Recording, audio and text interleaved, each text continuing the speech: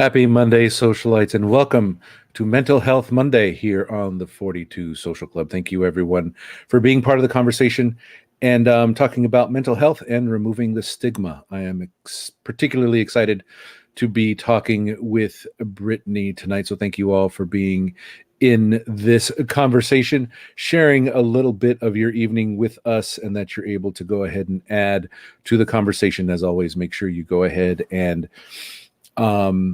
in the chat, make sure you go ahead and add your questions. If you have your comments, feedback, or inspirational messages, or even go ahead and, go through there and share your thoughts and your emotions and your feelings as well, especially even on Twitter as well. We will be going through that. So really appreciate you being part of the show. And to introduce Ms. Brittney, how are you? You look Good, fantastic. how are you? Welcome. Thank you Just for happy having to me be on. here. It's good. No, I'm excited that you are here. I mean, I saw some of your tweets, which is kind of what really inspired this. Obviously, Mental Health Monday is all about removing the stigma, sharing our stories as well. I mean, I remember, as we were pre-gaming, I was sharing some stories about my depression as well. I know you have been sharing yours, but back to the originating tweet, right? We were talking about bipolar disorder, right? And I believe depression as well. So kind of share what has been. It's actually been a journey, which I am glad you are here to tell, but a really long journey. kind of share what, how it kind of came about, right? And then we'll kind of chat from there. When I was really little, like ever since I've been really little, I've always had issues with like anger or just getting really angry or really worked up or anxiety, like having severe panic attacks. I actually had to go to counseling when I was little for anxiety, issues with that. But I also would have issues where I would get really mad. And like, just as a child, like, you would think it's like a temper tantrum or something that they would grow out of, but it was like irritation and like violently angry feelings that I would get of like, really? I remember like when I was little, it was almost like you'd get in like a rage and you'd black out and wouldn't be able to remember like what you were doing. And they don't happen often, or they didn't happen often, but when they would happen, they were ugly. And, I always just chalked it up to like, oh, I just can't control myself. I just am terrible at controlling myself. I'm just an angry person, whatever, like, or I fly off the handle easy or whatever. Like I get worked up easy. And would it be something that would like manifest as fights at school with other kids, or is it just, you were just angry internally? Sometimes they would, more when I was younger than when I was in high school. Ironically, I know that sounds crazy, but I was probably like one of the little bully asshole kids when I was in elementary school, to be 100% honest. I used to like kind of just plow through everybody. Anybody would have probably told you that I was the biggest, I don't want to say like jokester in high school, but I used to always make a lot of jokes. So that was what got me in trouble a lot in high school in terms of like trying to get past. I never really felt like I got a fair shot because I'm a little, I don't know. I'm a little all over the place. I am a little wild. I do have issues concentrating with ADHD, which was something I didn't find out I had until I found out I had bipolar and borderline personality disorder when I was 27. But it caused a lot of issues in terms of like me just being able to sit down, shut up, pay attention, get my work done. And also, I felt like I didn't always get a fair shake from a lot of the teachers because they would talk. In high school, even for teachers, it's kind of like they never grew up a lot of times and still kind of are in the gossip scene a little bit. So it was easy for them to hear one teacher say something about me, like, because the teacher would provoke me or say something to me or wouldn't respect me or make some sort of asshole comment. And I'm sorry, but like, you're talking to a teenager at some point, like you can only push a teenager so far before the teenager is going to say something back. And I was the person that would just say what everyone was thinking. And a lot of times it got me in trouble. And so I spent a lot of time in the office or in the hallway or kicked out of class. But it really hasn't impacted me too much since I've gotten older. I feel like professionally, I should say, at least. That's in terms of me being in professional settings. Now, 2020 was a super rough year overall, but I was not really in a ton of professional settings for it to impact me. I think if I would have had to have gone to work or gone to school, I would have a lot more stories to tell you in terms of how it impacted me in that kind of level. But yeah, ever since I was little, I always had issues with anger and getting really irritated. And in gymnastics, I used to get kicked out a lot because I would always like talk back or say something under my breath. Or Interesting. Like, you know, gymnastics is one of those sports where it's kind of like the military. It's like you do what I say when I tell you to do it. And I do not do well with that type of stuff, especially when I feel like it's not a positive environment and I'm already a little bit annoyed. Like as soon as somebody starts doing that to me, I'm very stubborn and I'm going to just like do my own thing. And not that it's a great thing, but it is how I am. And I mean, there's a way to work around that, but it's, I figured out through time, it's with positivity, not by trying to motivate through intimidation. And I feel like that's just a tactic that a lot of people have that kind of perpetuates issues that kids already are dealing with in terms of like mental health, with depression or anxiety that they may be dealing with. It just makes things a lot worse when you do that. So, and the other thing to that though, and again, I don't know if this was ever painted towards you, is like, you know, did it, maybe it's not necessarily an arrogance, but was it a confidence, right? Because you knew what to do, you knew how you were doing it. Was it more that you were just confident in sharing what you felt, or was it more, you know, someone was just like coming at you wrong? Does that or is it a combination of both? A combination of both. Okay. And I think it depended on the situation a lot of times. But what I will tell you is it took me like 0 seconds to fly off the handle a lot of situations or a lot of times. And it definitely is exaggerated whenever you're dealing with other stuff. You know, like if you're depressed or you're dealing with other issues, like your anxiety gets worse, you know, they all kind of go hand in hand. And so they just feed off of each other. So when I was 15, you know, I got injured and it ended up being a career-ending injury for me in gymnastics. But I had surgery and I was super depressed and I didn't really know like what I was going to do after. I didn't know if I was going to be able to go back. I ended up not being able to go back. But that whole like year of 16 was kind of a dark, depressing one for me in terms of kind of losing something that I really cherished a lot and then finding something else or finding myself almost. I guess it was more of a 2-year process, but the depression was really, really bad. And that was the strongest I think I ever had experienced depression in terms of just like feeling so lost and feeling like I didn't know what to do next or what came next and everything was helpless. And my weight, I flew up. I went from like 135 pounds to like 170 pounds at the time. And it was a lot for me because I had always been very thin, very petite. So it's like, I have no clothes that fit. Like I've been stretch marks from like getting fat so fast, like all my muscle went away. So then it gets on the anxiety part. And it brings about a whole bunch of other issues that you start dealing with. Absolutely. And I had some medication then actually that they were trying to treat me for. And that was when I first started taking medication for depression, but not anything else yet because I hadn't been diagnosed with anything else. Right. But that was when that very first started. So and so that's, you know, just what you're painting to is definitely a journey that many people have to go through, especially athletes. You see them just, you know, like you said, they fall off. They have the regimented schedule. They know what they're supposed to do. That's when they wake up, when they go to sleep, when they're supposed to do, when they're studying. You have your schedule so tightly down. So then when you're able to just go ahead and absolutely have downtime like the rest of us, right now you're really learning that schedule, how to, and especially, and I mean, I can only imagine, I remember when, after I graduated high school, I mean, I weighed 185 pounds at 6'4", right? So I was a stick, but then I was eating like a mad person. Then after I graduated, I wasn't exercising like that, but then I gained all kinds of weight, right? Because I was used to eating a particular way, but I wasn't exercising that way either.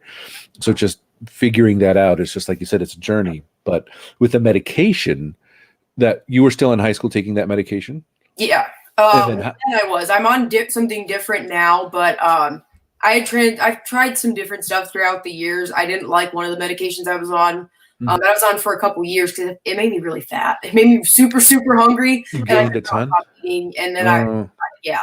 And that is something that for me was really hard and difficult to live with, because it was like, no matter how much I was working out, I just could not lose the weight. And it was a lot of extra weight for what I was used to carrying around. You know, like an extra 40 pounds, like on me doesn't look like a ton, but physically, especially when I was like still doing martial arts and stuff, like, damn, you can feel that 40 pounds. Absolutely. Absolutely. Right. And it's again, it's just, and that, like you said, it's body image, it's confidence. I mean, I remember that for the longest time, just struggling with body image, even, when I was down at a healthy weight and everything else, it just wasn't enough. So, Yeah. it's all part of it. And that's definitely how intertwined all of that is, because you're anxious about how you're looking, but am I not doing the right thing from my mental health? And it's so tightly interconnected, right? And so you've always lived in the Phoenix area, right? Well, I've gone back and forth from here to New Jersey. Like in 2017, I went back there for summer, and I was working for News 12 New Jersey. But for the most part, yeah, I've always been here. Got it. Because that was one of my questions. I'm like, how did Jersey? So it's like, I guess your family from there originally, but you've always been in the Valley. People always get that confused, and I just get tired of correcting people, so I just eventually like started rolling with it. But yeah, I was actually born in Phoenix, but I did live there in 2017 when I was doing the internship for a little bit, and then I came back here. But long-term goals, I would love to move back there and be a snowbird, but I'm not a winter person in the least. Especially growing up there in Arizona, right? It's like frack snow. I hate the summers here. So like this time of year is wonderful. Like the mornings in this time of year are awesome. But then it's like I think of winter like here, and I'm like, yeah, winter here is pretty nice. I'm still a little cold even in the winters here, so I don't want to go anywhere else. But it's the summer. So then when would you leave? Would you like be leaving like May, April, or would it? Yeah, if I was gonna be snowbird, I'd probably roll out like right before Memorial Day and stay until like October-ish. November. Okay. And it's not bad over there in Jersey? I always imagined it to be like humid. In the summer, it's humid, but I don't know. I'm imagining myself living like somewhere coastal, so it's not as bad. Exactly. So then you can do it. In my head, I'm living the dream. So it's manifest. Let's speak it into existence. Yeah. That's what we're talking about. Good. So obviously, and again, I think it's what we were talking about earlier. We were pre-gaming about how 2020 went, right? In 2019, you were working, you were looking to do a career change, right? And then moving along. But again, 2020 kind of just, as awful as it had been for a lot of people, it sounds like there was some good lessons for you that we're still learning, but I mean, yeah. Right. But so with 2020, right, you were looking for a job, the pandemic hit in March, right? So you were still looking through, but again, what was that like for you? Obviously, was it just the pandemic and being alone, or was it a lot of other things that just kind of compounded, your 2020 mental health year? I'm going to be 100% honest and say it wasn't really the aspect of being alone. Like, I'm pretty much okay. And I've actually realized I really like my space now. Like when I go out in public, I'm like, why are these people so close to me? I'm like, oh totally. God, they're still more than 6 feet away, and I still don't like them this close to me like the whole day. No, I don't think it has to do so much with like being alone or anything. And I did still like maintain contact with certain people. And after a point in time for my own mental health, I couldn't do it anymore. And I'm sure people are going to shit on me or throw shade, but to each his own. And I didn't put anyone at risk. I already had gotten the virus by June, so I felt like I was in the clear. You did have it. Yeah. How do you think you caught it? I didn't like go get tested, but I really did not feel good, and I had like every symptom. So I'm gonna just roll with the fact that I had it, because then later in November, when all the people I hang out with all got it at the same time, I was fine. And like, interesting, we all were together the same day, and I was the only one who didn't get it. And I did get a test that time. So. And you were negative. Interesting. Okay, but again, so it was just.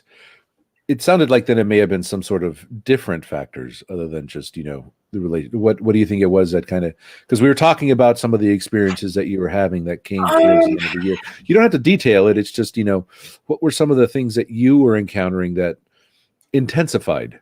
I think, honestly, I'm trying to just think and break it down, like what everything was that kind of went into it. Because this last year was just such a whirlwind. So I'm trying to get back to that point in time. I feel like, honestly, there was the stress of my parents, like, when are you going to get another job? What are you doing? Trying to push me, it almost not like push me towards a job in a different field, but more towards a job I didn't really want in the field I was already in. Mm, And I get it, I understand it, but I didn't want to take a job that I didn't really love. Like, I had already done that at iHeart. I was absolutely miserable. okay. They are not a good place to work for in terms of being Mm, sensitive to your mental health issues or anything you're going through, or even honestly your physical health. That was part of the reason that I had left, was because I was okay. really sick, and I found out my boss was talking about me to a coworker. Mm, And that was kind of like my final straw. Like, you're going to talk right. about me when I called out to go get, like, I've been trying to get into this doctor for a long time. I finally got in on a cancellation, and now you're going to tell me that, like, you were talking about me. Just, I don't know. I was very frustrated. So I left. I launched the Plug Sports Connection on January 20th of Hmm. 2020. And I was looking to get that built up. I was freelancing, doing some basketball coverage still, making some money. I was bartending, serving still. So, I mean, I was doing things, but it wasn't anything that was like substantial or working towards something big. Right. And I finally felt like March was going to be my month. Like, it seemed like everything was turning the corner. I had a lot of like stuff planned in terms of stuff I was going to do on my own for the plug, with like the NFL draft that was upcoming. ASU baseball last year was expected to be really good, so I was going to do Right. stuff with that. ASU gymnastics was doing well last year. I was looking to do more stuff with that when they got towards the Pac-12 championships and Hmm. stuff. But everything just got like stopped in the middle of Right. that. So I think it went from having all these things that I was going to look forward to having nothing. And so Nothing. it's like, not only do I have nothing, but then I have the stress of like looking around at all these other people who are my age that have a job and have income and have money. And at that point I was thinking, like, I'm not going to be able to get unemployment, and I was. So that Mm, helped. But there was just so many different things that went into the whole mental aspect of freaking out. And then I felt like other people were always talking about me, or I felt like I didn't belong in the journalism field. I really felt like I didn't have a place, mm, because I struggled so for so long to get an actual job, instead of just embracing the freelance career, which is what I've kind of started to do and realize over the summer is actually a lot better for me. And I actually really like that a lot better. So in a way, I am okay. really glad it worked out that way, because I realized I have so much more flexibility this way. And Right. I'm able to make enough to survive right now. So that's enough for me. I mean, Okay. eventually I want to move on and move up from here. But I mean, for coming out of a pandemic right now, transitioning from a job where actually I had like 3 jobs at the same time. I was working at iHeart, bartending and serving, and then also freelancing. But going from Right. having all of that and, like, being miserable and always stressed out, but having the financial support and like that security, to not being as stressed out, in terms of like the workload, but not Hmm. having the financial security. It's like 2 different kinds of stress. Of Um, course. so I don't know. It's finding a happy balance, but Right. last year was And nuts. and it was, right? Because I mean, it's definitely something how, you know, I think a lot of people went through that. I mean, I was sharing it with you before, right? I even had bad spots as recently as last week, right? So I mean, it's just being able to talk that through, with Mrs. J at ASU, and being able to get to a point, but also learning from it, because I think for such a long time in my life, I always took it as very personal. It's like, no, I'm not. What is it? I'm tired of being the bad person. I'm not Mhm. always the awful person, right? But it's not necessarily that. It's just that, chemically within there, within your brain, you just have to be able to get to that point, right? And and again, get better. And we were talking about this earlier. You were saying, it's our mental health is very fluid. For some people, it's every moment, right? For me, you were saying it's like it's daily, right? It's like you're making these It choices daily. it is. And in a bipolar mania episode for me, because I have them where they'll last sometimes a couple days to like a couple weeks. It is literally every moment, because Mm, uh, everything is cycling so fast. My thoughts are cycling so fast, to the point I can't figure out what I'm feeling to even understand it. So before I know it, I'll be thinking about something. Like, for example, I had thought of this idea because I had messed up this story that my editor was going to be mad at me. So then I started freaking out in my own head, and I made myself start crying. And then I was like, okay, well, I don't even know. And then I got angry. And then I was not angry anymore. Then I was crying again. And then I was like fine and happy. So it's like it can cycle in a matter of like 10 minutes, like from tears to anger to tears to happiness and or being just fine, you know? It's not always just not being able to control your aggression. You know, sometimes it's just the emotional aspect of the emotions that you're feeling, like how deeply you feel them too. They cycle so fast and it hits you tidal wave. So it's like you get hit with like a tidal wave of sadness, and then all of a sudden something good happens or someone says something nice to you and you get like overwhelmed with joy, and instead of tears of sadness, now you're crying tears of joy, and you're just like, I'm a mess, I don't know what's going on, like because you're constantly swinging back and forth, right? And so now are you, I know for me, there are times where I just, after a strong, sometimes mine will last maybe about, when I'm in a dark spot, it may last maybe 2 to 4 days. But I don't know about you, but at the end of that 4th day, I'm just exhausted. I'm just like, I have to sleep. And I just like, I go to bed and I'll sleep for 12 hours. So when I'm having issues with bipolar, it's sometimes on either end of the spectrum. A lot of times which I know a lot of people have seen on Twitter, I will not sleep. And I will be up at all hours of the night doing nothing but just tweeting the random thoughts, because I mean, what else am I doing besides watching TV and just thinking to myself? Just going, or I am like a narcoleptic and I can't keep my eyes open, and I will be sitting in bed, like sitting straight up and just fall asleep and wake up and I'm like, whoops. What happened? So, yeah, I am on both ends of the spectrum with that one, but I experience the sleep issues for sure. Yeah. And so has the medication ever, I guess you're on one med right now, but it's more for depression, but have you been looked at for trying to do something that's more for the bipolar at all? Yeah, actually, so about 2 weeks ago, almost 2 weeks ago, I started taking lithium for bipolar. Okay. And I'm still trying to figure out like what the side effects are for me, because I did, like I said, last week was a really weird week for me. I felt like there was a couple days there where I kind of cycled through a bit of a mania, but it wasn't as severe as it normally would be. Okay. So I'm almost wondering if before I started taking the medication, because it would have coincided with about right in the time frame of starting when I had gone back to the psychiatrist to get put on the meds. Okay. So I'm almost wondering if I was starting to go into a little bit of a manic episode, and then they helped me come back out of it, because it wasn't as intense. It was almost like I was like in my head, like very frustrated, and like it was like a short fuse, and I could tell I was really short and irritated, and I knew I just had like no patience. So I tried to avoid a lot of stuff if I could, but I wasn't like, I don't know. I was kind of angry. I did freak out on my therapist and quit therapy last week. I'm going back though. I apologized to her when I realized I was like freaking out.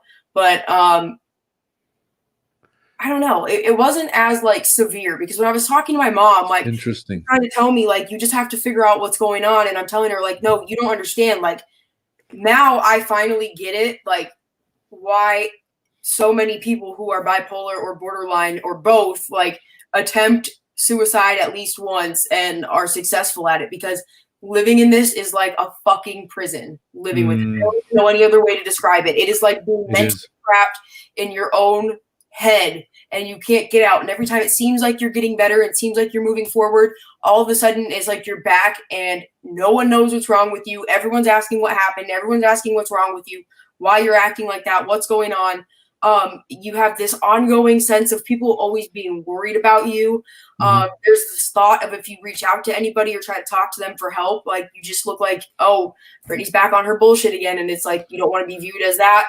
Yeah. So like a very weird aspect. So yeah, I told my mom that last week, and I felt like I was like freaking out, but at the same time, like all of this is happening while I'm driving. And this is being, again, honest, normally if something like this happens while I'm driving, like it kind of shows more in road rage type of things, and I do have road rage, but not so much in terms of like me aggressively like tailing somebody when I'm on the phone, just like I just want to drive and I want to get there and I'll be like not paying attention, and if no one's in front of me, before I know it, I'm going like 90 miles an hour, like Oh, okay.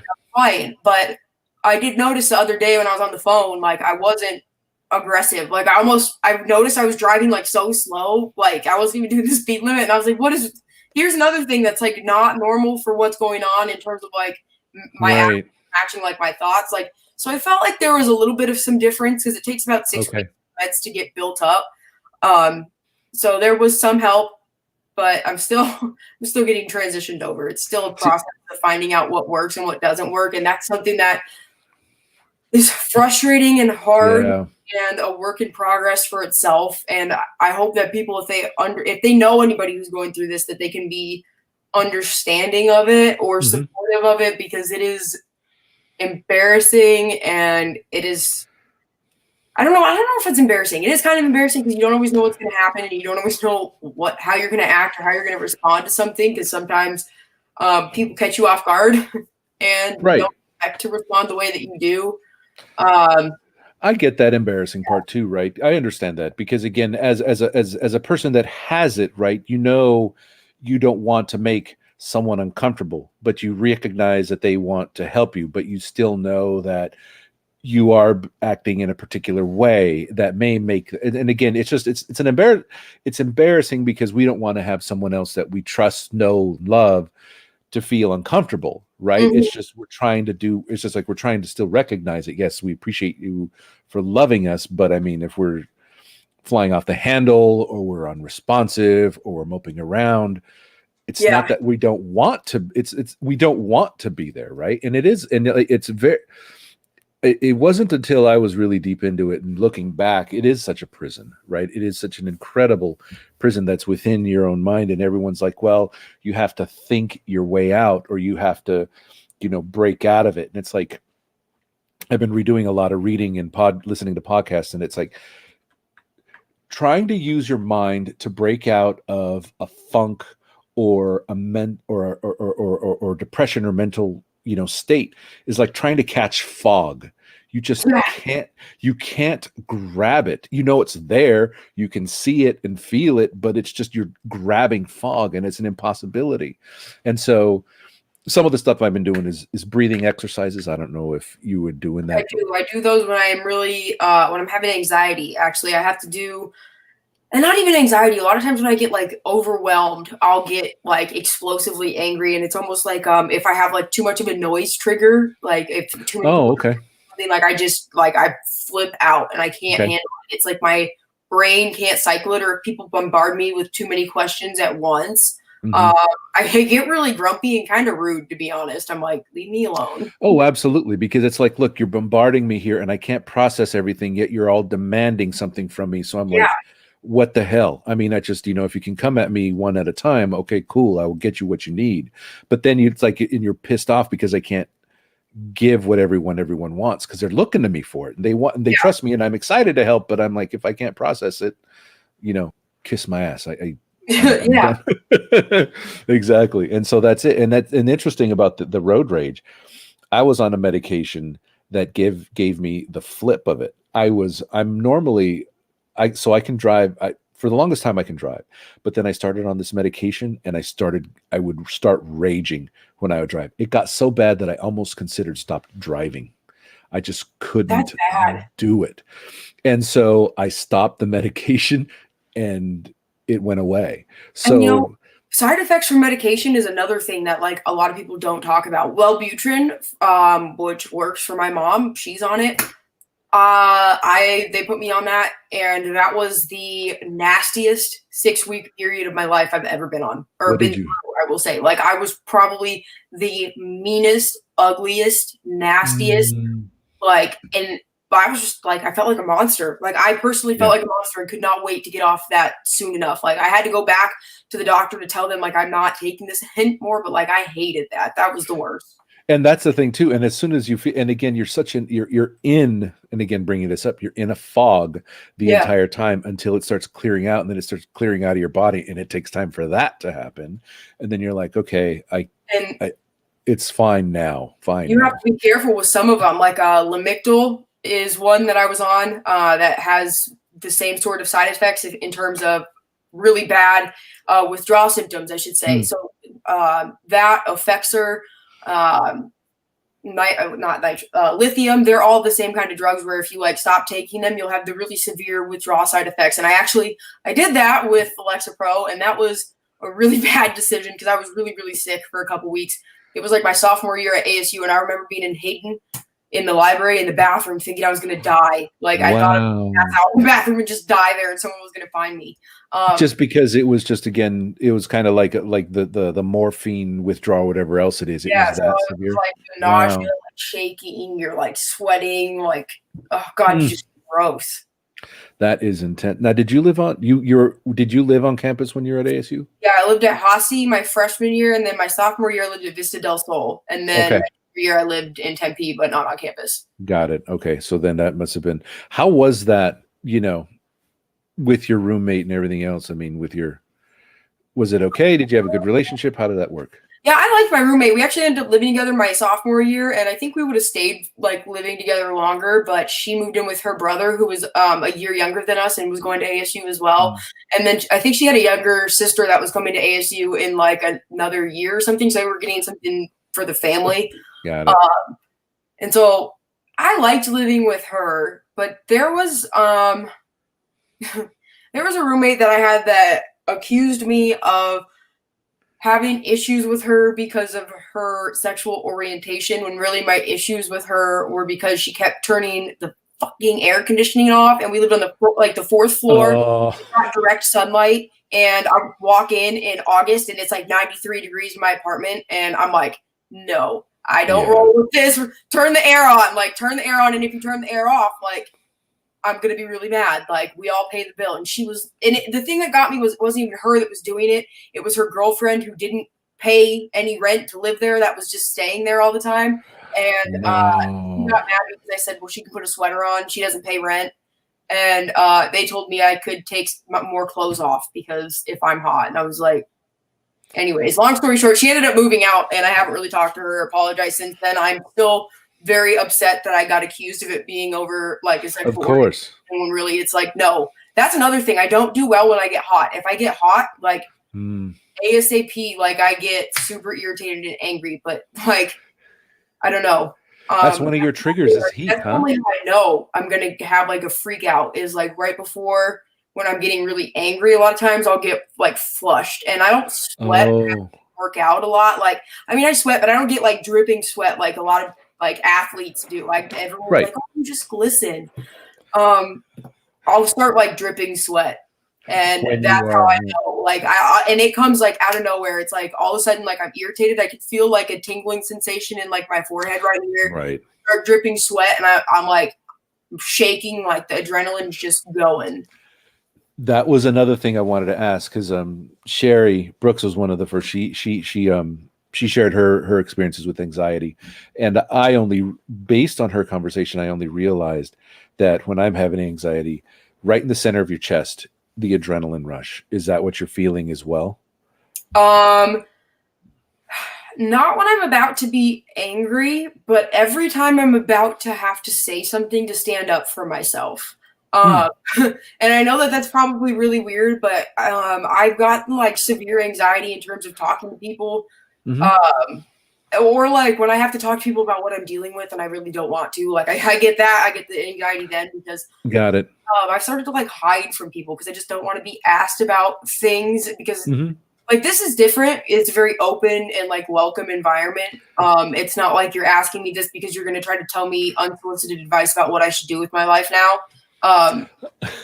Right. So it's fair. Like I get a lot of anxiety in terms of people asking me questions when it's like I don't know why they're asking me questions. Right. And I don't feel like I get also here's my ADHD. What was the original question about the anxiety? No, it's just, do you feel that rush of anxiety the rush of adrenaline when you're hot and you think you're getting actually not when I'm hot. I don't feel the rush of adrenaline in my chest. I just get like shaky, like I'm shaking, but I don't feel like the adrenaline in my chest.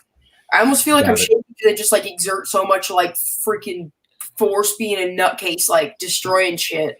Yeah, you're just vibrating out. You're controlling the anger that's in you. So now, is there something that, again, for that to work, do you just have to like do your breathing exercises with the air conditioning on, or is it better just, go punch a bag? Or what Honestly, is it? depending on where I'm at and what I have on, I'll rip my shirt off. Like if I'm at home and I'm just like, this is also something that like probably is TMI, but I don't care. I wear a sports bra like 95% of the time because I hate Pat actual. 13 is the same way. She just loves her sports bra. I'm like, okay. I'm comfortable like being around other people in a sports bra. So like if I'm getting really irritated and like I'm comfortable with whom I'm around, I'm like sports bra. Like I need to cool off. Sorry, you're okay with it, but like I need my space, I need my time. Like give me 10 minutes.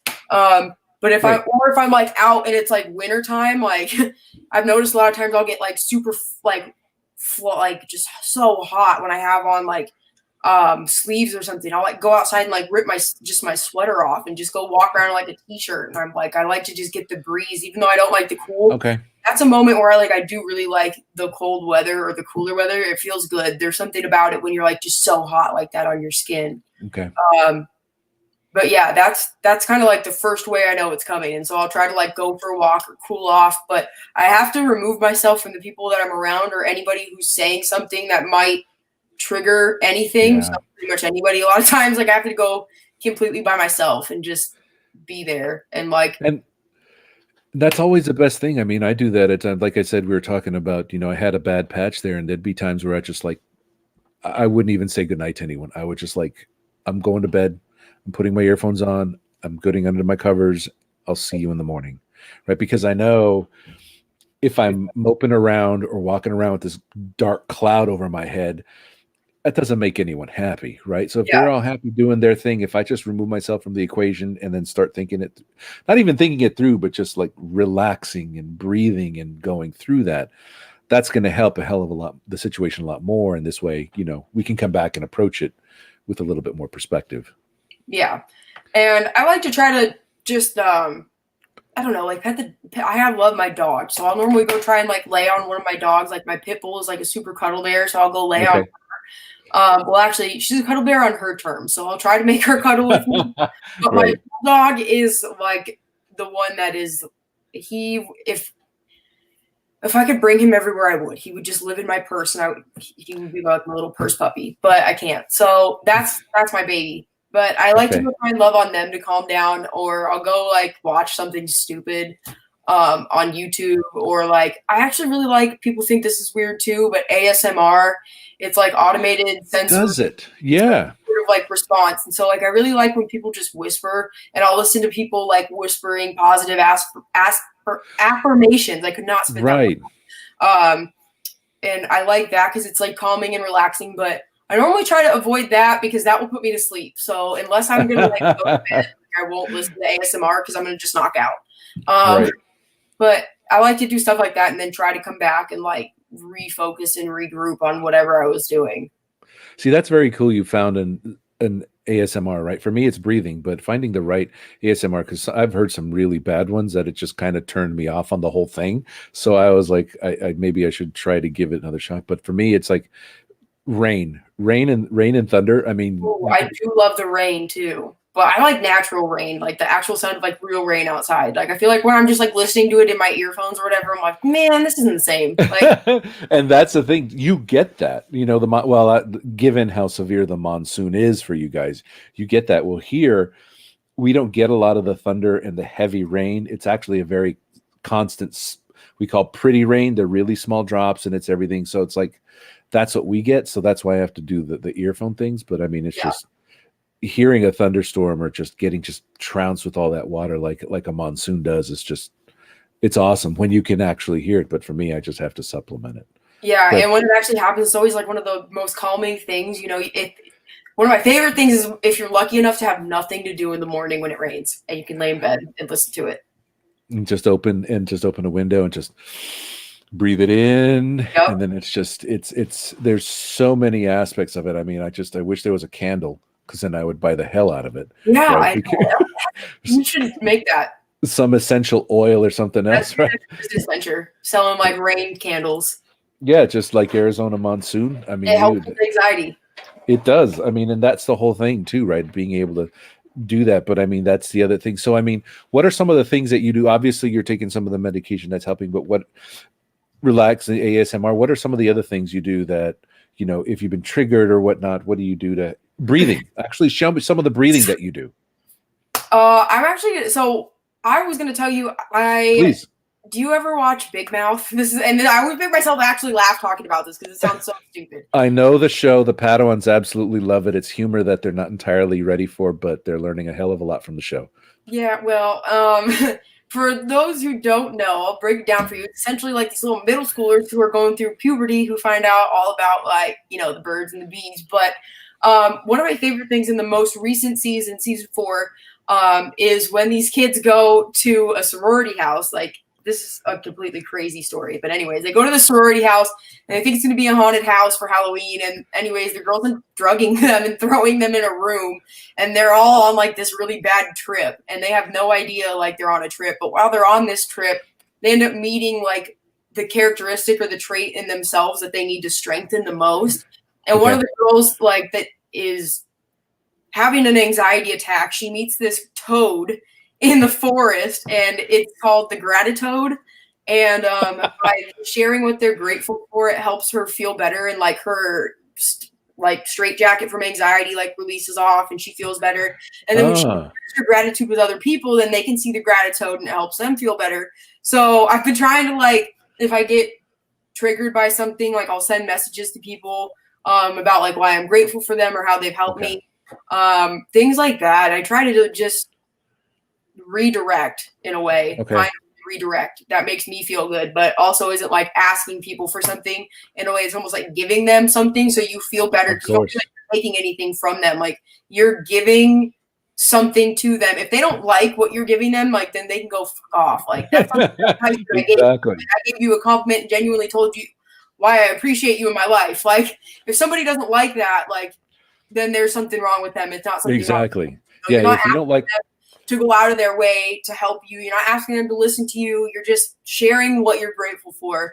And a lot of times it makes other people feel good too, and it helps them if they're having a bad day. So I found that I really do like that method a lot. absolutely. I love the term the gratitude as well, because you can just have that as well. But I think, I do gratitude rampages on Sunday. I journal a whole page of just everything I mean, I'm grateful. I mean, I start being grateful for like atoms, and galaxies and planets. But I'm like, it's like, okay, because I mean, there was one thing it's a great way to do it, because you're able to let that go, but you're also sharing that love, because it's like I'm putting it out there. If it comes back, fine. If it doesn't, fine. It's just, it allows me to be able to move on from this awful, awful, oppressive feeling that I'm going through, right? It's just, let me turn it around in some form or another. And you're doing humor as well, because I mean, laughing is, again, really just such a powerful counter to it, right? Especially Yeah, regardless of how dark of a spot you are. If you're laughing and you enjoy it and you can continue to build on it, then you'll appreciate it a lot more. yeah. Gratitude. I didn't even think about that. That's so I cool. love the gratitude. I think he's awesome. So if you're I'm ever gonna gonna have to look at watch that the episode. episode, you should totally watch it. It's a really good episode. The gratitude. Yeah, because I mean, it's just they're trying to be South Park on steroids, right? With the language and the this and the that. But they have their own style. It's it is a very weird show, but it's up my alley. If you know, I'm kind of a weird person. Like I march to the beat of my own drum. I have my own sense of humor. I have my own weird things that I think are funny. But yeah, I like it, and I think it shines. I think it does shine like a lot of good light on things. Um, I mean, it is a very educational show for children in terms of the birds and the bees, but it shines a lot of light. Hopefully for adults who might watch it on what they're going through or like what they're dealing with mentally or emotionally, because it does touch on anxiety, depression, all of those types of things that people deal with. Right. And it shows you how you can work with them and like how you can move through them or how you navigate through these like difficult parts of your life. Um, and it teaches you, they have the shame monster on there, so it teaches you how to deal with like shameful moments. Right. So it's like there are a lot of good things that you can learn from the show, even though it's super weird. So I'm grateful for being able to watch a show that's able to make me laugh, but also learn things at the same time, you know? Well, it's such a great, like, it's especially when you are there and you like need it, then it just magnifies it even more, right? It's like, okay, and it just solidifies it endears the show more to you, right? Because there's just like, okay, I'm going to look and see what else I can do and glean from it, right? And apply it to what I'm doing in my life, right? Because again, it's just I'm not trying to be mindless entertainment. It's something Yeah. that means something to me, and you can share it and explain it to someone like me who's never seen it, but still appreciate it and say this is how you're able to do that as well. Speaking of that, right? It's like going along with the show as well. It's always about a moment of grace, right? And someone that has shared understanding with you or given you a moment. What do you have a story or a person that has kind of showed you grace to the point where you were just like in a really dark spot, but then we're able to just that one moment of grace that just like, okay, this conversation allows me to be okay around this person. That makes sense? Yeah, I've had a couple of those. Okay. I've actually had I've had a lot of those, and I've had a lot of ones where I figured out subliminally who is not safe to talk about or talk about things around, or who I try not to talk about things Of around. course. And Absolutely. sometimes you don't even realize it until it's too far along in the process. Like, I had somebody throw in my face some things about my family's past, and about my past, Mm, my specific poor judgment choices that I've made. They tried to throw that in my face in an argument. Um, and mm, that was when I realized, like, okay, I said that to you in confidence of and course. brought that back. You were no longer a safe person. So Yeah. I've tried to focus a lot more on or actually, I don't want to say focus. I've tried to pay more attention to who I talk to and like what kind of signals they send me first. Um, Okay. to figure out if they are a safe person or not, rather than kind of just like, yeah, I mean, I guess sharing my story is important with everybody, but there are always going to be some people who I think just don't deserve to know your whole story. I mean, if Right. you hear it on here, that's one thing, but they don't get the honor of sitting down and talking to me and asking me questions further. Like, Exactly. And that's the key. But I mean, I'm trying to think through because I remember in one of my church groups, there was one where it was a real dark moment. And I was actually living in Scottsdale at the time. And it was just there with a church group. And it was just, you were able to open up. You were able to find that one person that you just knew you were safe with, and there was no judgment. They wanted to listen. They just wanted to be able to do that. And it's like, because again, I think like you, given my mental state, I'm very guarded. I don't share it, and I don't share all the deep dark. I mean, there are aspects that are deep and dark that made me who I am, but I still don't have to share them, even though I can confidently own them. Right? yeah. With all of us, it's just it doesn't necessarily always have to be out there, right? Um, But being able to share it that way is just important. yeah, Joe Healy is probably the person that I share the most with in terms of like in my everyday life Okay. about my stuff, because he's always been the person who was the most open and like very, I mean, throughout the last 3 years, we've gone through some crazy, some crazy things. And I mean, him and I had a little bit of a falling out last year. And so it was really tough for me to not have Mm, him around when all this was of going on, course. and it gave me greater appreciation for him too when I was able to figure it out, because he did reach out to me Good. um after we had kind of had the falling out in like October, and I was still like, that was right before I hit like rock bottom, and I was still spiraling out and psycho. 2020 then. I 2020. Yeah, I believed Okay. everyone. Like, I thought he had contemplated or conspired against me and like stole my idea for something. And I had this Mm, whole thing made up in my head, and I did not believe him when he was telling me like, you were making this shit all up in your head. Like, I was so wrapped up in it and like so wound up of tight and course. like so paranoid about everyone else in terms of like, I mean, like I was thinking my parents were out to get me. Like, I thought the people I worked with, like on Mm, the sidelines in football, like I was like, none of these people want me here. Like, I just was like so paranoid that I couldn't, like I was so mentally not well. right. Uh, And I reached back out to him in February when I was in a little bit of, well, actually a lot better of a place. And so it's been nice to have him back around because I've been able to talk to him a lot because he's judgment free. Duke, Andrew Taylor, who's in here listening, already dropped a comment. He's somebody who's really judgment free. I go to him with a lot of stuff. So yeah, I have people who allow me to go to them with like the open space, like judgment free type of stuff. Right. But I think the person that I don't feel any remorse for in terms of going to it, who's been able to help me the most, is definitely my psychologist. She's been amazing. And like I said, she did kind of piss me off the other day, but I was not in the right mindset. And I thought he was, I made something up in my head. So again, I kind of pissed myself off, I should say. But yeah, she's helped me a lot. She's been amazing, and she's honestly the reason that I've gotten to this far. I think if I didn't find her, I probably would have. There's a good chance I would have already been like possibly like severely hurt or dead because I would have done something stupid. So that was really good that I found her. How did you find her? Because that's always a thing. Always finding someone that's awesome is always part of the journey. This is actually weird because I had somebody I was going to see that was a psychologist, and I had asked for somebody for my mom to go see. And the lady I was seeing recommended this person for my mom. And my mom went to a session, and my mom and I had been having really, really like a ton of issues at that point in time. And she wanted us to start going to like therapy together to try to work through our issues. Of course.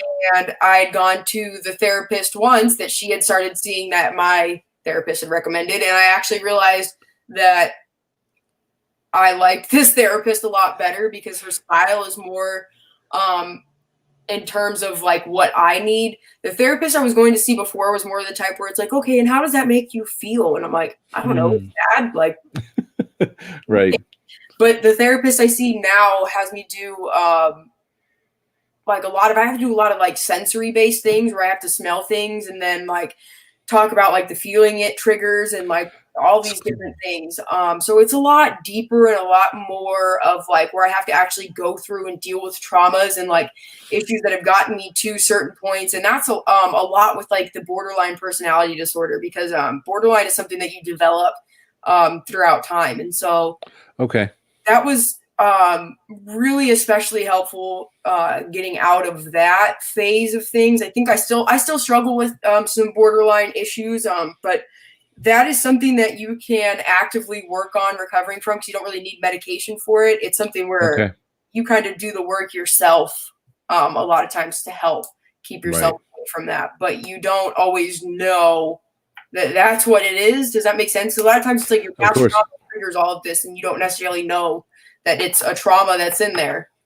Exactly. See, that's so cool because I'm still, for myself, still trying to find someone, right? I've actually been to one that I just like, I'm kind of like, she's not really helping me move forward. And so that's why it's like, again, you have to persist in finding someone.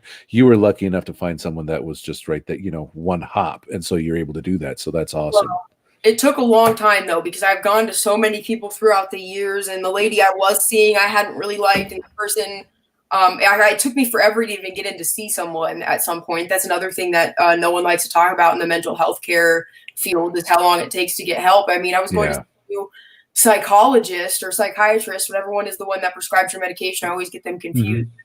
Psychiatrist, I think. Yeah, I had to go see a new one because the one that I had saw in November, right before I had my mental breakdown, like when I told them that I was suicidal and all of this stuff, he laughed at me on the phone and said there was nothing he could do for me.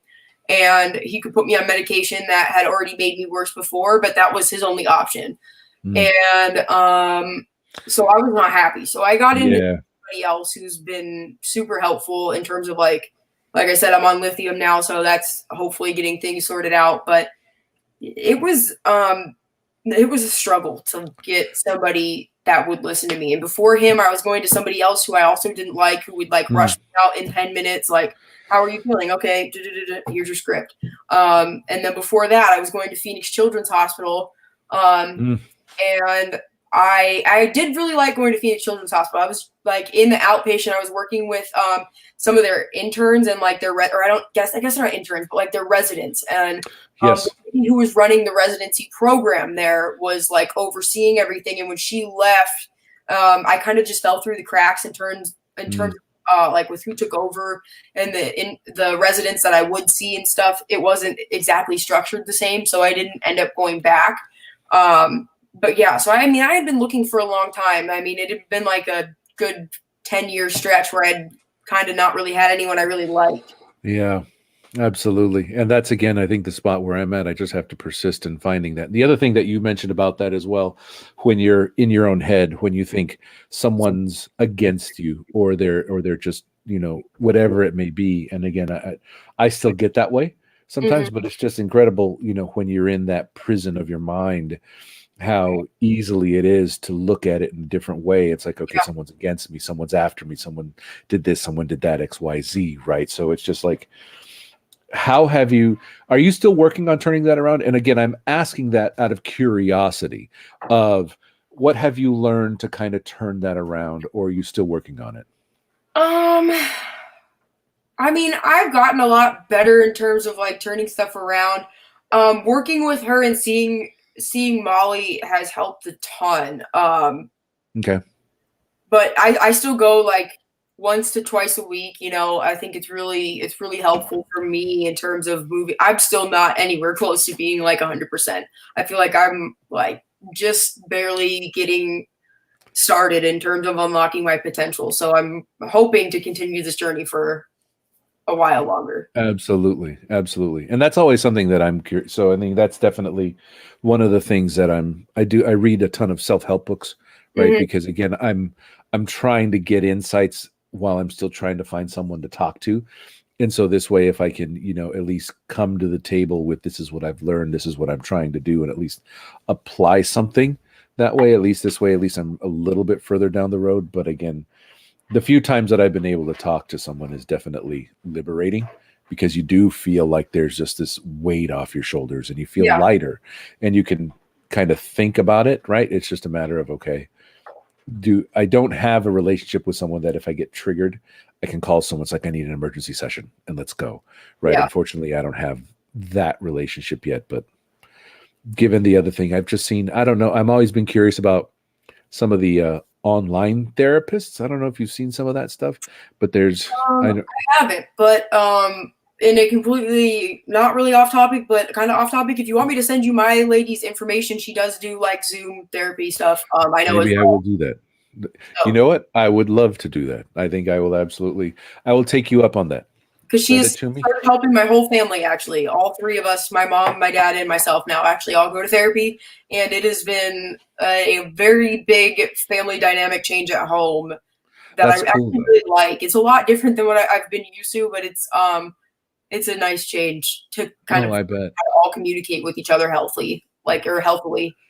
Absolutely, which is actually definitely something with that I'm learning. And again, that's another thing for me. All my kids are teenagers, right? So they're already, you know, on edge and wound up, right? So me being on edge and wound up doesn't help the dynamic. But Yeah. this, like I said, these past week was really good, and we had some really great conversations. And for me, I'm so fixated on being a great dad that if it's not going well, I take it personal and then I get Yeah. angry and then it just goes sideways. So that's actually very cool to be able to hear for your family. So I'm glad. Yeah, so Glad it's been a nice process to kind of go through it, and it's also been nice because it's not like I'm going through it on my own. It's like I'm also going through it with two other people who are also like kind of working to better themselves and like do something else for themselves. So it makes it a little easier, I guess, to stay on track and like stay committed and stay positive and keep moving forward and put one foot in front of the other. Because exactly. two other people in the same house doing the same thing. So That is good. And so now with your parents, again, just you don't have to answer, but have your parents have always been aware of this, or is it something more recently now that in working with you that there's something that they're addressing as well that they may have had their entire um, lives? I think my mom has always known that she's Mhm. wanted to address stuff, and she's gone to see people in the past. Or I shouldn't say always, but I think she's wanted to go back Okay. to see somebody, and so it's been good for her. And my dad is something that is completely new. So Okay. That must be quite the quite the journey to be able to do that. for him. Yeah, I mean, it must be quite the journey to be able to do that because I mean, you always have a journey with your parents as a child, right? But then you have a different journey with them as adults, so it's definitely a lot different. Yeah. And I've done like 2 family sessions. I did 2 sessions with my mom, but I haven't done any with like my dad or anything. I don't think I'm ready for that yet. I'm still trying to just work through my own crap in my head before I can like get to that point yet, but we're working towards it. So that's good. No, but thank you so much for this. I appreciate it. So now what are so now this is always something that I ask. It's like for someone that's not completely unfamiliar with what you're going through, right? But if you were to share some words of insight of how someone could be more understanding of what you're going through, what would you share with them? Well, my time management sucks. I'm late for everything and I forget everything because that's part of like some of the issues with ADHD, but especially when I was dealing with really bad borderline, like I would disassociate so much that like half the time I'd be sitting there, but I'd be on Mars. So like my eyes would be glazed over and like everything you'd be saying would be going in one ear out the other. So I guess for me in that sort of a situation, it's like, please just be patient with me. I'm trying really hard to listen to you, but like my brain is just not having it. Also, I guess I would like to say I apologize to anyone in advance who I might say something inappropriate to when I'm pissed off. But I am working really hard to not do that anymore. But, every once in a while, I'm probably still going to be kind of mean. And that's okay because we're a work in progress. Work in progress our entire time. So no, that's good. And so, it's always a thing too, it's like, I don't, so this is Andrew sharing, just not being able to be alone. He's like, it's actually been very difficult for him time, going to the office once a week, but some coworkers aren't going in at all. Right. So, and again, I get that, some people absolutely need that part of, socialization and teamwork. Better about that time management comment there too. No, time management is, I'm even at the point in time of my life, I'm still learning new ways to manage it. So, and it still escapes me. So I had to set an alarm to make sure I got ready and then set an alarm to make sure I was logged in time for this. Okay. I have to make to-do lists of to-do lists. Like I have lists on lists and I still forget stuff. And I have like 17. I have a calendar on this wall right here, a calendar on the wall in my room, and I have like a calendar that I bring with me everywhere. I use my phone calendar. Like I still can't keep track of stuff. What are the different calendars for? Are they like for different things? Like this calendar for something? But it's just so like I have it in enough places that I keep looking at it repeatedly that I won't forget, but I still forget. That's it. But you know what? That comes with time because fortunately every day we get an opportunity to improve ourselves and get better in being able to do that. So I cannot thank you enough for sharing your story. I mean, obviously, absolutely. Really real and I don't know. I know some people embrace the realness. Some people don't. I know it's not considered professional a lot of times to be as real, but I don't know. We got to end the stigma at some point and remove that stigma. Beat of my own drum. So whatever. Absolutely. And if it makes someone else uncomfortable, then they're the one that's uncomfortable because we're going to continue on. We're always going to continue on. So let's see what Andrew has. He's got his Outlook, Google, sticky notes on, and he's still stressed that he's missing something. So I'm not the only one. Yeah, exactly. I've been getting a little bit better about journaling, specifically bullet journaling.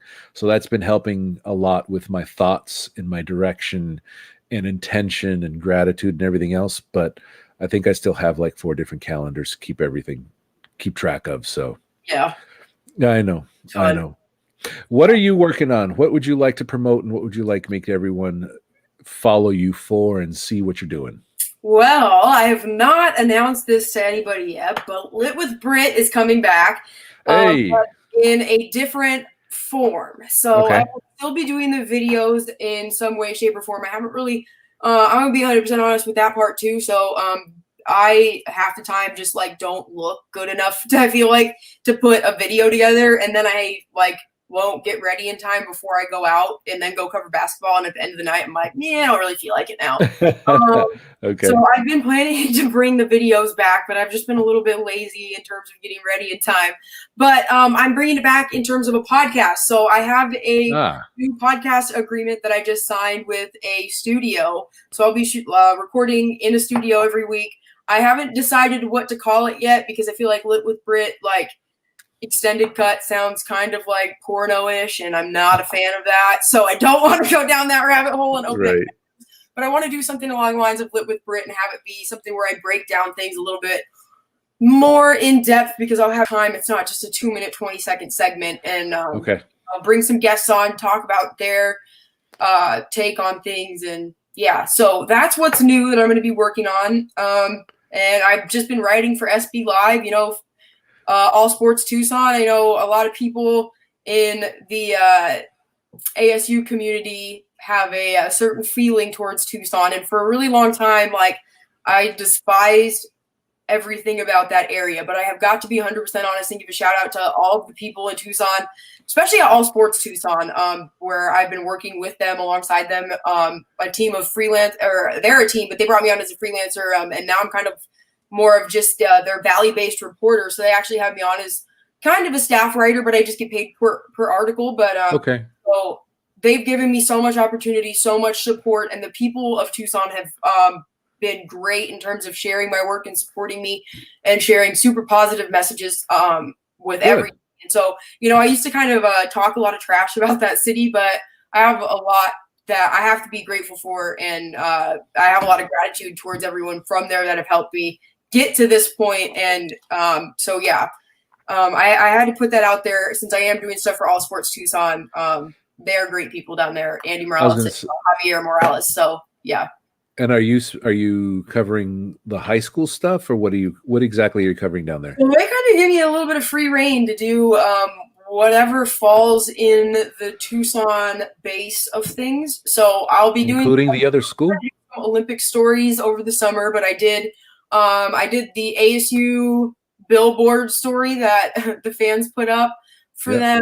I did an ASU U of A gymnastics story for them. I do a lot of high school stuff for them. Yeah. So it's been a really great experience. And I really like to work for them too, because it's different when the Tucson teams come up to Phoenix. They're so grateful and appreciative of the coverage that they get when they come up here, because there's not a ton of coverage in Tucson. There's definitely way more coverage in Arizona, but people a lot of times will sleep on the teams from down there. So I feel like I always get excited when I get to see them. And if they get a reporter that does get sent to their games, it's always something that's exciting for them. So I always love when I get to cover a Tucson team for that reason. That's cool. It's just something different about it. Well, if you ever sent down to Desert View, that is my high school that I graduated from, and you are probably a mile away from my parents' house. So whenever you're there, you let me know. Okay. And then we'll see, because maybe I would love to be part of that. So that's one of the things we're trying to figure out, is if we can spend some time down there in the fall. And so I'm already planning out my trips back for ASU for some games. So that's always going to be good as well. Are you going to do, are you going to be working at the Bargain, do you think? I'm not sure what I'm doing with that. I'm trying to distance myself a bit, I think, from that still for the meantime, just because I'm still kind of dealing with some issues in terms of my own self-control. So, I haven't been doing that recently. I've just been freelancing, and so I'm gonna ride that little wave and see where it goes, because it's been a positive one so far. I felt like it was like going down for a while, and it's finally on the up and up. So I'm gonna keep riding the wave as long as I can. Being your own freelancer is your own time, your own schedule, and you're at command of whatever you're doing. So I'm envious. The only thing that sucks is having to pay health insurance out of pocket, man. That's terrible. I hate that. That can be steep. That can be wicked steep, especially at the the types you're selecting. So Yeah. So I anything understand. like that though is I love being.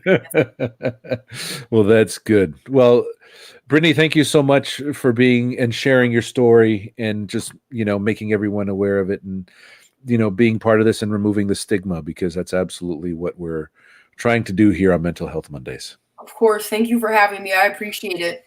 Always, always. I'm going to remove you from this and remove you from the stream. Good night, Brittney. Thank you. And everyone else in the chat, give Brittney some love. Your Twitter handle. At bboyer07. So just my first initial, my last name, and then 07. Thank you for pronouncing your last name, by the way, because I wasn't Well, sure. I meant to ask about that. Like Okay. NASCAR. Okay. You know how I have road rage? Like I drive just like Clint Boyer. It's not always making a left, though. Yeah, no, it's not. Excellent. Well, good night, everyone. Thank you. I'm going to remove you from the stream. We will just stay on there so we can chat just a little bit more afterwards. But thank you, everyone, for being part of Mental Health Monday. Thank you for sharing part of your evening. As always, we're going to have another show on Friday, the 42 Social Club. I'm not exactly sure who we're going to have on there. I'm still working that out. And then let's see, the second, I believe, is what it is. Let me make sure that is the second. We're going to have Gus Farwell on the Best Damn Social Club in the universe. However, it's going to be an early show. It's going to be 11 a.m. Pacific Standard Time. So I'm going to be doing some day drinking because it will be 8 p.m. his time in Spain. So look out for that invite as well. But as always, make sure you have a wonderful week. I love you. I am grateful for you for being here. Love those around you. And most importantly, love yourself this week and make sure you are having a good one. As always, we are always available to chat and be with you. So if there's anything else we can do to help you, make sure you reach out. DMs are always open, and we're looking forward to talking with you soon. Thank you, everyone, and good night.